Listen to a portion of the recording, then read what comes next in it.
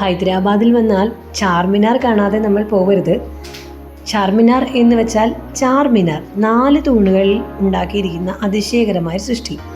ഒരു കാലത്ത് ഭരണത്തിലൊക്കെ ഒരു പ്രത്യേക സ്ഥാനമൊക്കെ വഹിച്ചിരുന്ന, ഹൈദരാബാദിൻ്റെ ഭരണത്തിൽ ഒരു പ്രത്യേക സ്ഥാനമൊക്കെ വഹിച്ചിരുന്ന സ്ഥലമായിരുന്നു. ഒരുപാട് ഉയരത്തിലാണിതുള്ളത്.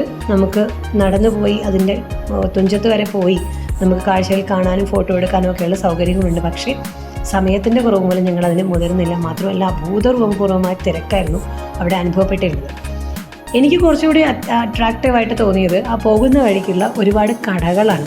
നമ്മുടെ കോഴിക്കോട് മിഠായി തെരുവ് പോലെ, നമ്മുടെ എറണാകുളത്തെ നേതാ ബസാർ പോലെ നിറയെ കടകളാണ് പോകുന്ന വഴിക്കെല്ലാം. ഇവിടെയെല്ലാം ജ്വല്ലറി ഷോപ്സും അതുപോലെ ഡ്രസ്സിൻ്റെ ഷോപ്സുമാണ് കൂടുതലായിട്ടുള്ളത്.